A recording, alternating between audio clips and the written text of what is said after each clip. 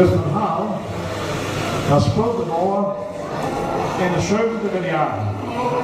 In 1968 stond er een advertentie. Ja, stond een advertentie in de Beeldse Post van het waterschap het Oud-Beeld. En ze waren weer op zoek naar een strandmeester. En die schreef erop.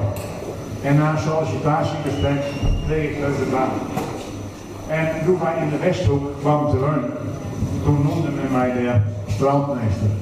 Ik was 28 jaar en ik was strandmeester, maar dat daar nog een keer zo deed. Maar als je er achter die kwam, dan waren het nergens strand te bekennen. Als je over de plannen kwam, dan was het één en al slik. De dieken moesten op hoog liggen. En in 71, 72 naar de Westhoek aan de beurt. En welk gedeelte van het waterschap overleefd. Dat was uiteindelijk de laatste inpoldering van Nederland. Het zand wat ze voor deze diek drukken moesten, dat kwam uit het water. En dat waren de middel van een zandzuiger naar de Vaarsterwaalbrug, voor het maken dus van die naaie zeediek op de Alpenhoogte. Als het zand dan namen ze over de zandzuiger weer begon te spuiten, dan moest hij eerst een paar uren erom op het water spuiten, want het zat vol met slik. En als het dan goed geschikt was om weer rond te brengen, dan kwam dat weer op het stort bij de naaie diek. Maar door dat rondbrengen van dat zand op het wat, kwam er een hele baan zand de zee. En als je er open mooi over de midden, dan gebeurde er niks. Maar als je dan naar de vleugels liep en daar weer weg naar de romschouwen, dan kwam je in het slik te landen. En dat gebeurde in dit verhaal ook. Het was in februari op een zonnig overdag, midden in de winter, en toen kwam er een jongen bij ons aan de deur. Hij was super een beetje in paniek. Meneer, zei hij, er zitten twee vrouwen vast in het slik met een hond achter de cd. Oh. Zitten er de veer in? Veer het wat op? Ja, zei hij. Een heel eind de zee in, meneer, antwoord. Ik had mijn zonnes pak aan. Want wij waren hier overigens naar een kerkdienst geweest op Alpensjoen. Ik zei, ik kom wel even te kijken. Dus een dikke jas aan en een muts op. En ik stapte in een auto en ik reed naar de Sliek. En de aankomst zag ik inderdaad in de verte twee mensen een slik zitten. Het was gelukkig nog niet hoog water, dus we hadden nog even tijd om ze de weg te halen. Er liep een man met vragen achter die ik wel kon, dat wij van de vogel lag. En die waardoor om de sneeuwdozen wat te voeren. Hij kwam naar me toe en hij vroeg, kun je er wat aan doen? Hoe krijgen we die er weg? Ik zei, als jou mij helpt met het zamelen van hout, en ik ook, dan moet jou dat straks over die rug zand naar mij toe brengen. En dan zul ik toch proberen, als je er ook wegkrijgen kan. Ik deed mijn zonnes pak uit, mijn sokken uit, en ik stond in de winter in het hemd en de onderbroek aan de zee. Met het broodhout onder de arm ging ik de zee in. En ik kon op een meter of 20 bij die vrouw die kwam. En ik had het hout dus nou goed nodig, want ik zamelde dat er om me heen en die laatste 20 meter hoorde ik plankje voor minuut dat ik op staan kon, zodat ik niet al te veel de zee inzakte en de strik weg. Zo kwam ik dus bij die mooie vrouw. Ze praten Hollands. Dat kon ik dus gelukkig verstaan. Ze samen het woord helemaal niet in schip. Meneer, laat mij hier maar zitten. Het is onze eigen schuld, zei er een. Ik zei, nou moet je hem even naar mij luisteren. Ik ben hier om je eruit te halen. En als je hem zelfs een beetje met helpen, dan wil het en dan lukt ons dat vast. De vrouw die het dichtst bij mij zat, die had het been wat druk. Ik zei, kan je jou die voet een beetje aanhalen? Nou, want ik kan jou er nooit overheen trekken. En weer had ze een negatief commentaar. Maar dat begreep ik echt wel, als je daar zo lang in wat slik zit. Met behulp van die andere vrouw kregen wij het been een beetje naar achteren toe. Geef mij nog maar een hand. En zelfs mij helpen. En jou moesten ze van achteren een duwtje geven, zei ik. Dan, op zo'n moment, dan weet je niet hoe sterk van je bent. En na enig brikken en trekken kwam ze los van het slik. Ik trok er zo hard als ik kon door het slik, als een zoutzak achter me aan. Zonder ooit maar één plankje te raken, bracht ik haar op een zandplaats. Er waren inmiddels een groep mensen aan de dik komen, maar er was maar één die op een zandplaats stond, dat was een man uit Franeker. Ik zei tegen hem, breng jou deze vrouw maar even naar de Waal, dan zal ik proberen om die andere vrouw uit te halen. Maar dan moet je wel weer rondkomen om die andere vrouw met te nemen. En dat deed je ook. Dus ik weer naar die vrouw toe. Wat extra plankjes met. En deur pauze kwam ik weer bij het gat met die andere vrouw in zat. Op deze kreeg ik bij de hand. En met alle krachten die je dan nog hebben, lukte het ook om deze vrouw op een zaal te laten krijgen. Ze konden wat staan en tussen ons liep ze zo naar de wal.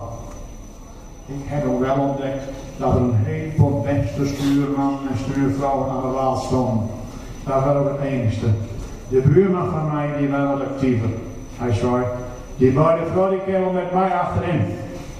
Dan kennen ze bij ons onder de douche. Ik zei, wij hebben ook een douche. Dat waren een paar knappe vrouwen. Dat had ik wel zien. Ja, maar wij hebben een badzooi. En dan kunnen ze beter tot rust komen. Ja. Toen moest ik het verliezen. Enfin, hij nam die beide vrouwen met en ik pakte mijn zonnes pak op en ik ging achter in een kofferbak zitten en zo brachten ze mij naar huis. Ik zat dus van onderen en tot boven tot het haar toe onder het slik. Ik heb meer dan een half uur onder de douche staan voordat er weer wat leven overal in kwam. Maar uiteindelijk viel de schaar gelukkig een beetje met. Wat bulten en wat strammen en wat schrammen hier en daar, dat waren wat ik van het hartelijke avontuur overgehouden had. De beide dames kregen wat kleren van de buurvrouw, paste niet allemaal precies, maar de fijn het kon. En toen ben ze met de hond weer richting Luw gaan. En de avonds, toen kwam er een man aan de deur. Met een grote pot bloemen. Het waren de huid van een van die vrouwen. En hij was heel dankbaar en blij dat wij de ding hadden. Een hele emotionele en spannende zonneoverdag, waar het bleek. Met een goede oorlog. Maandag stond het verhaal op de voorpagina van de Wilde krant. En wordt alle goed van die dingen? Nee, dat was niet zo.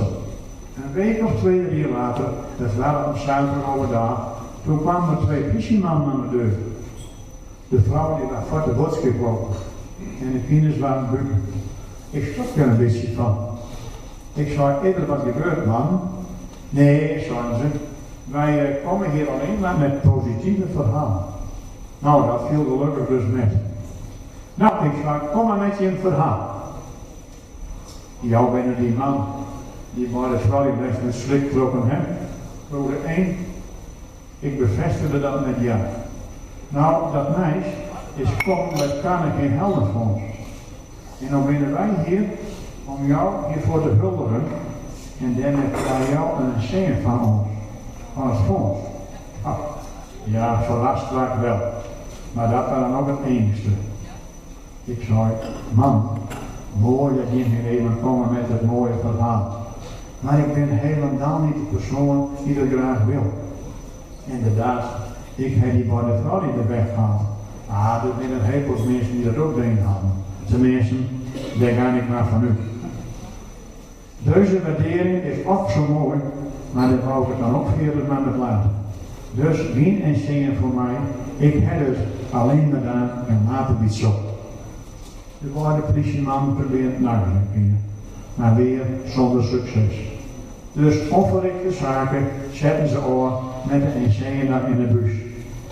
Eén goed, oud goed zou je zeggen? Nee, een verhaal bestaat uit een theologie.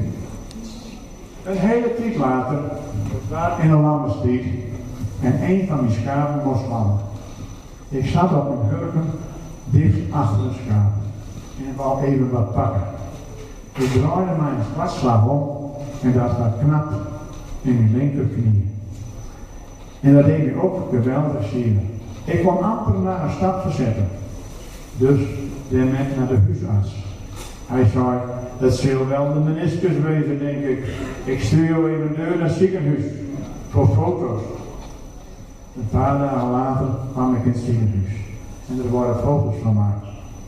Een oudere dokter, waar ik heen moest voor de uitslag, die bezag de foto's en vertelde inderdaad dat de binnenmeniscus van mijn linkerknie door helemaal al was en dat ik daar geopereerd worden moest om deze meniscus te verwijderen. Ik ga eerst 2 weken met vakantie en daarna kunt u bij mij een afspraak maken. Dokter, zei ik ben schoon. Ik ben hier nou en ik kan niet de stap verzetten. Kan ik hier niet brieven? Nee, ik zei, zo werkt het hier niet, dat antwoord. Maar ik probeer het weer, met een ander verhaal. En steeds aandringende had hij uiteindelijk zei, nou, u meldt u morgen maar om 10 uur. En u bent 2 uur aan de beurt om geopereerd te worden. En daarna moet u hier nog een paar dagen blijven. De andere dag meldde ik mij om 10 uur. En om 1 uur of 2 word ik geopereerd. Toen alles aan de kant was, toen kwam ik in een verkoopkamer bij te leggen om weer wat bij te komen uit mijn narcose. Er stonden vrouwen naast me. En die me niet naar een klap aansloeg. En die riep, meneer, wij komen. Bosje, meneer, wij komen.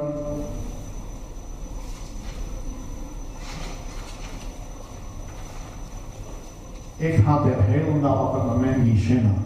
En zei dat ze afhalen moest. En om mij nog vertrekken kon. Anders lag ik op de zaal en kwam mijn vrouw helemaal. Ik vertelde dat ik er een kwam aan sloegen was. En dat er niet mijn naam roepen worden. Tot vervelend toe.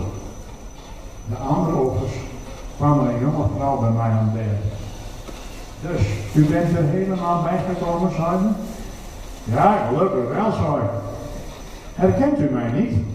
Ik was de zuster gisteren bij die operatie. En ik herkende u. En daarna klopte ook. Oh? Ja, ik ben een van die vrouwen die u uit de strik gehaald heeft. En ik dacht, u haalt mij uit zee en ik haal u uit de narcose. Zo kon ik iets terug doen, maar helaas is mijn plan niet helemaal geslaagd. Maar het was wel de bedoeling.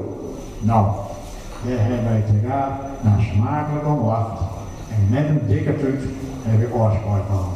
Bedankt voor het luisteren.